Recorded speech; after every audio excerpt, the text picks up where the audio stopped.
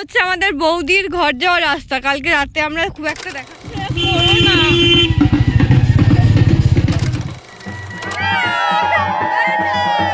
তোমাদের সাথে আলাপ করার দাও সুযোগ আমারে, এসো সবাই গড়ি এক সুন্দর পরিবার ঘরে বাইরে। Because of my exam I didn't gate time to edit, that's why এত দিন পর আমি এই দাদার বিয়ের ভিডিওটা কন্টিনিউ করছি এবং এটাই লাস্ট পার্ট। বরযাত্রী থেকে এসে একটা জবরদস্ত ঘুম দিয়ে সকালে আমরা ব্রেকফাস্ট করতে চলে এসেছিলাম, আর তারপর একটা প্ল্যান হয়েছিল। এখন আমাদের বৌদি পালকি করে আসবে আর সেই পালকিতে চেপে চেপে আসছে, সেই সিনটা আমরা দেখতে চাইছি। আর আমার হবে না, বিশাল বিয়ে যদি দূরে হয় তাহলে তো পালকি নাও হতে পারে, আমাকে পালকি চাপা হবে না। তোমার স্লিম হয়ে যেতে তো পারিস না, আমি এমনি অনেক স্লিম। আর আমার বিয়ে যদি কাছে হয় তাহলে আমি করতে পারি, তাই জন্য গরুর গাড়ি করবে। গরুর গাড়িতে করে আমার ইচ্ছা আছে, কি বলতে যদি আমার কাছে বিয়ে হয় গরুর গাড়িতে করে আমার ফোনে যাচ্ছি না, গরুর গাড়িতে করে বর যাচ্ছি আছে না, আমার পালকি বউ আর বর একসাথে বসতে পারবে। আমি গরুর গাড়িতে চেপেছি, দ্যাটস ওয়াই আমার বর বউ এটাতেও বসতে পারে। হচ্ছে আমাদের বৌদির ঘর যাওয়ার রাস্তা। কালকে রাতে আমরা খুব একটা দেখাতে পারিনি ভালোভাবে, তো যখন বর্ষাকাল হয় তখন ওইদিকের মানুষ এদিকে সাঁতার কেটে বেরোয় বা একটা নৌয়ের ব্যবস্থা করা থাকে, মানে এরকম একটা অবস্থায়, মানে এখন এরকম অনেক গ্রাম রয়ে গেছে যারা এতটা কষ্ট করে বর্ষাকাল এলে। যাই হোক, তো বৌদিকে আনতে যাচ্ছি ইন দ্য সেন্স পালকিতে একটু দেখবো ওই জন্য। তো ভিউটা কিন্তু দারুণ, মানে এই রাস্তাতে পালকিতে এলে মানে একদম সত্যি সেই পুরোনো দিনের ব্যাপারটা ফিরে আসবে। এই নদীর পাড়ে পাড়ে এই বালি, এই মানে কাশ ফুল তো নয়, মানে এই সরের যেই ভিড়গুলো সেগুলোতে। তো আমরা ওলা একদম ঠিক টাইমে পৌঁছেছিলাম, তাদের তখন রওনা দেওয়ার টাইমও হয়ে গেছিলো। আর বৌদির বাড়ি যখন পৌঁছালাম সেই কান্নাকাটি বিদায়ে যা হয় অ্যাজ এক্সপেক্টেড। এই টাইমটাকে কি বলে বর্ণনা করব আমার ভাষা নেই। এই বাচ্চাটাকে আমরা বউকে নিতে এসেছি আমরা।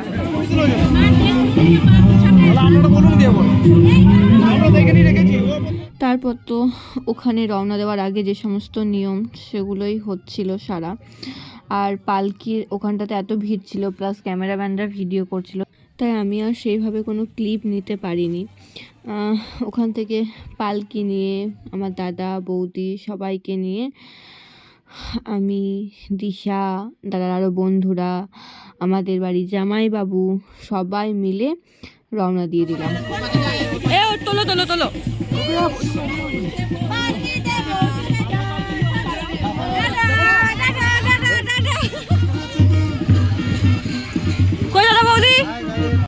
তো এখানে বেসিক্যালি বৌদি খুব কাঁদছিল আর একটু হাসাবাড়ি চেষ্টা করছিলাম সবাই। তো আমাদের বাইকার দিদিকে তো চেনেনই আপনারা। তো এটা কিন্তু আমার পেখম রানীর আয়না নয়, যদি আপনারা পেখম রানীকে ভালো করে দেখেছেন তাহলে বুঝতে পারবেন। ওখানে একটা দাদা রয়্যাল এনফিল্ড ছিল, তো দিশা রয়্যাল এনফিল্ড নিয়ে এগোলো, কারণ দাদাদেরকে সামনে রয়্যাল এনফিল্ডটা দিতে হতো। আর এই যে এখান থেকে দাদারা রয়্যাল এনফিল্ড করে যাবে সামনের কিছুটা পথ, ভিডিও শ্যুট করবে। আর পালকিতে যেহেতু দুজনের বসা একটু অসুবিধা হয়, তো আর তার মধ্যে শাড়ি গয়না এইসব পরে তো একটু বৌদিকে হেল্প করে দিচ্ছিলাম। আর পুরো রাস্তাতে মানুষের ওই যে এক্সপ্রেশন সেটা দেখতে দেখতে আসছিলাম, আর এত ভালো লাগছিল। মানে অনেক দিন পর পালকি তো, কারণ সাধারণত পালকিতে করে এখন আর কেউ যাওয়া আসা করে না, তো সবাই এখন বাইরে বেরিয়ে বেরিয়ে দেখছিল পালকিতে করে যাচ্ছিল বর। তারপরে ফটোশ্যুটগুলো খুব ভালো লাগছিল এই এক্সপ্রেশনগুলো গেন করতে।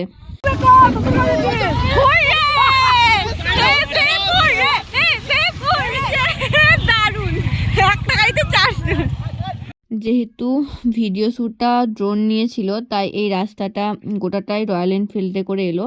তারপর সামনের গ্রামের ওখানটাতে আবার পালকি করে একদম আমাদের গ্রাম অবধি যাবে। খুব একটা পথ নয়, বৌদির বাড়ি থেকে আমাদের গ্রাম ওই 4 থেকে 5 কিলোমিটার।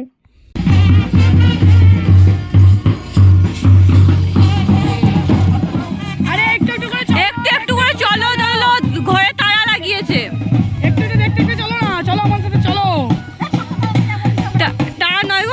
অলরেডি একটা বাসে ঘরে তালা লাগিয়েছে।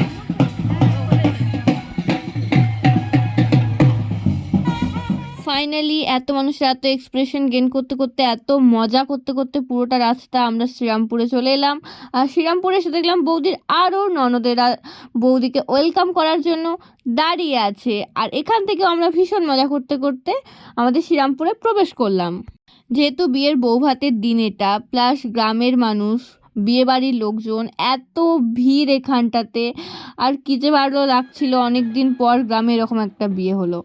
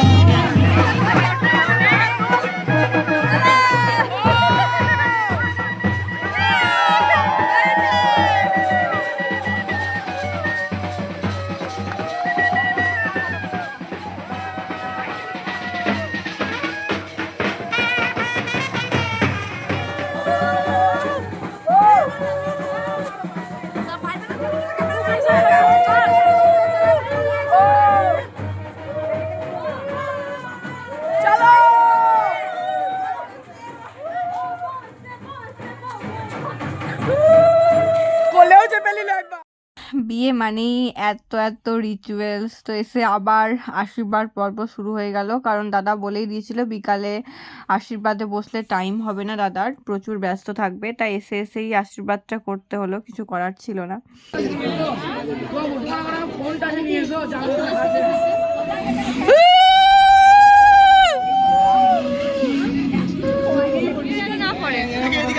হ্যাঁ, অল্প করে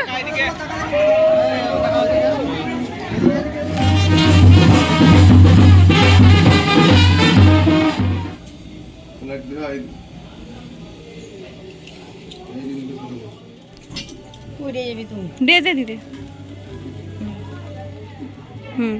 বাস সব পুরো দিতে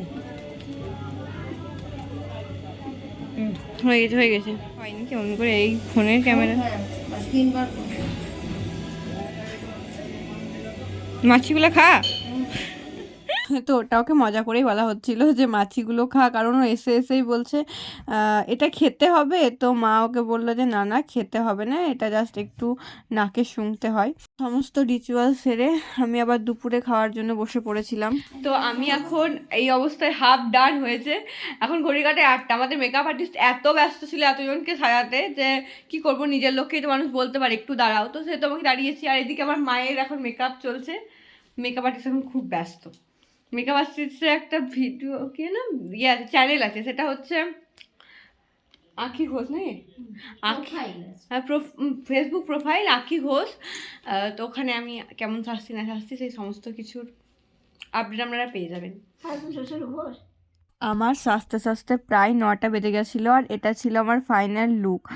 ভিডিওতে খুব একটা ভালো আসছিল না, কারণ অত্যাধিক লাইটের জন্য মুখটা প্রচণ্ড ফেট লাগছিল। আর আঁখি দিয়ে আমাকে দুর্দান্ত সাজিয়েছিল মানে। আর এটা আমার প্রথমবার মেকআপ আর্টিস্টের কাছে মেকআপ করা। আর এখানে কিছু কিছু ছবি অ্যাড করলাম, কারণ সবার সাথে ভিডিও নেওয়া হয়নি। আর আমার বাবাকেও একদম পুরো হিরো লাগছে, যেহেতু অনেকটাই লেট হয়ে গিয়েছিলো। আর বাবাও বাবার ভাইপোর বিয়েতে বেশ মোটামুটি ব্যস্ত ছিল, তো বাবা আমি মা 3জন একসাথে কোনো ছবি নিতে পারিনি। আর এই যে আমাদের দিদি জামাইবাবু, আর এখানে আমরা সবাই, যদিও চন্দ্রদাদা নেই এখানে, সবাইকে একজোট করা বিয়ে বাড়িতে এত ভিড়ের মধ্যে ইজ ইম্পসিবল।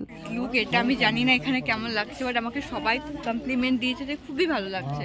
আর এই কমপ্লিমেন্ট দেওয়া, যার জন্য কমপ্লিমেন্ট দেওয়া মানে প্রচুর তাড়াতাড়ির মধ্যে, তাড়াহুড়োর মধ্যে আমাকে সাজানো হয়েছে, যেহেতু টাইমের অভাব ছিল।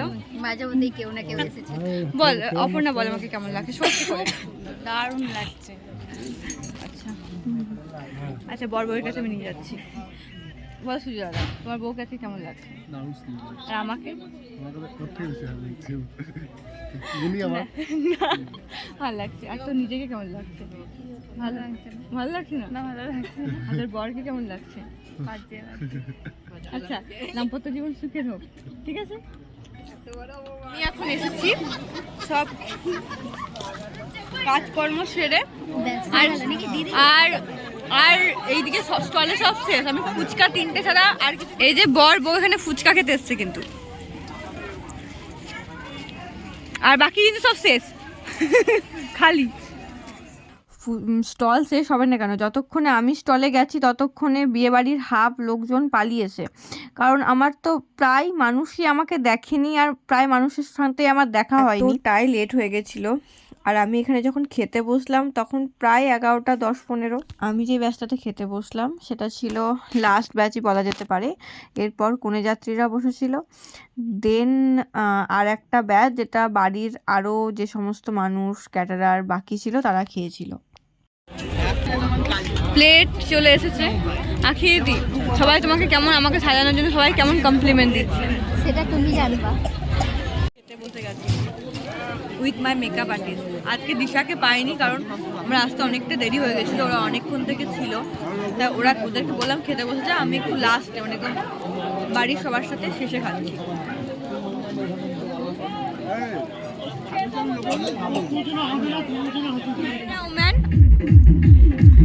এটা ক্যামেরা ওম্যান। তো এনাদের একটা সুন্দর সুন্দর রোম্যান্টিক পোজে ছবি তোলা দেওয়ার চেষ্টা চলছিল, আর এনারা কেবলই হেসে ফেলছিলেন। তো জামাইবাবু আমাদের খুব স্মার্ট এবং হ্যান্ডসাম, উনি একদম সুন্দর সুন্দর পোজ দিচ্ছিলেন, বাট আমাদের দিদি এইসবে পারদর্শী নয়, তাই উনি কেবলই হেসে ফেলছিলেন। আর ওখানে একটা কাপলের ফটোশ্যুটের পর এখানে বিয়ের মেন কাপলের ফটোশ্যুট চলছিল, ভিডিও শ্যুট চলছিল।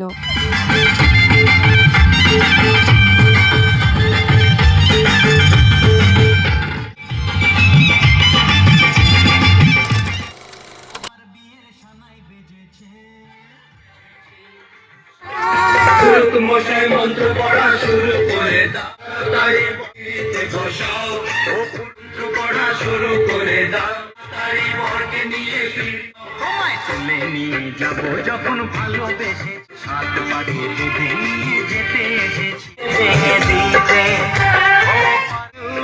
তোমার আমার দেওয়াল তুলে দিতে।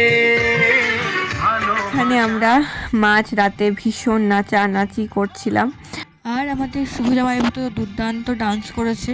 মানে সেদিনকার যদি পারফর্মার অফ দ্য ডে কাউকে দেওয়া হতো সেটা জামাইবাবুকে। তো আমাদের দাদার বিয়ে আজকে শেষ। হ্যাঁ মানে শেষ সমাপ। হ্যাঁ মানে এখনই খেতে বসলো ওরা, অনেক ফটো শ্যুট করে আমরা একটু নাচলাম বাস। তো আমাদের পুরো ভিডিওটা কেমন লাগলো অবশ্যই জানাবেন কমেন্টে। আমাকে কেমন লাগছিল, তিথিকে কেমন লাগছিল অবশ্যই জানাবেন। আমাকে লাইটে একটু বেশি লাগছে মেকআপটা, বাট এতটা হয়নি, বেশি লাইটে লাগছে এটা। ঠিক আছে, টাটা। বৌমাকে নিয়ে খেতে বসে গেছে, আর এই যে এখানে এখনো রাত 12টা বাজছে, বরের বাবা খুব ব্যস্ত। তো এটা একটা অমূল্য সিন যেটা ভিডিওগ্রাফারদের কাছেও নেই, কারণ তারাও খেতে বসেছিল এই মুহূর্তটাতে, যেখানে জেঠুমা তার ছেলে বৌমাকে নিয়ে খেতে বসিয়েছিল। ওই যে বললাম না যে শেষে যে কজন বাকি ছিল বাড়ির মানুষ আর ক্যাটারার প্লাস ফটোগ্রাফার সবাই এই ব্যাচটাতেই বসেছিল। তো এটাই ছিল বিয়েবাড়ির লাস্ট ব্যাচ। তো এটা ছিল বৌভাতের পরের দিন সন্ধ্যের সময়, যেখানে কারেন্ট চলে গেছিলো, আর অনেকক্ষণ দাঁড়ানোর পরও কারেন্ট আসেনি, আর তখনও অনেক রিচুয়ালস বাকি ছিল কয়েকটা, তো সেটাই পালন করা চলছিল।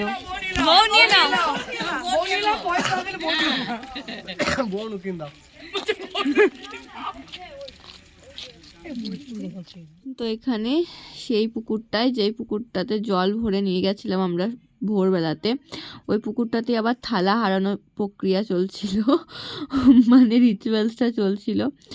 আর এখানে দাদা বৌদি এবং বৌদি দাদার হাতে যে সুতোটা বিয়ের দিন পরিয়ে দেয়, ওই সুতোটা জলে ফেলতে হয়, তো সেটাই করছিল।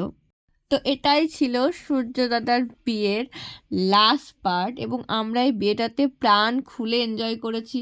প্রায় 1 মাসেরও বেশি হয়ে গেছে বিয়ে হয়েছে, কিন্তু আমি ভিডিওগুলো ডিলিট করিনি এই কারণেই যে এগুলো আমাদের স্মৃতির পাতায় আমার ইউটিউবে চিরজীবিত হয়ে থেকে যাবে। তো সবাই ভালো থেকো, সুস্থ থেকো, সাবধানে থেকো। ভিডিওটা কেমন লাগলো অবশ্যই জানিও। টাটা।